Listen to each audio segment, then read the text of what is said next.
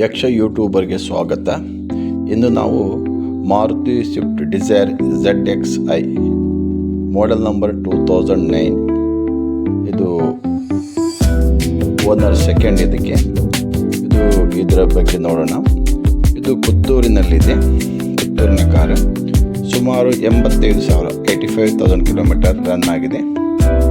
ಅನ್ಟಚ್, ಯಾವುದೇ maintained excellent company car. ಒಳ್ಳೆ ರೀತಿಯಲ್ಲಿ ಮೇಂಟೈನ್ ಮಾಡಿದ್ದಾರೆ. No accident. ABS air bag ಇದೆ. ಕಂಪನಿ ಮ್ಯೂಸಿಕ್ ಇದೆ. ಪವರ್ ವಿಂಡೋಸ್ ಇದೆ. ಎಕ್ಸ್ಟ್ರಾ ಸೀಟ್ ಕವರ್ ಇದೆ. ಲೊಕೇಶನ್ ಪುತ್ತೂರು. ಇದರ ಪ್ರೈಸ್ 2,65,000.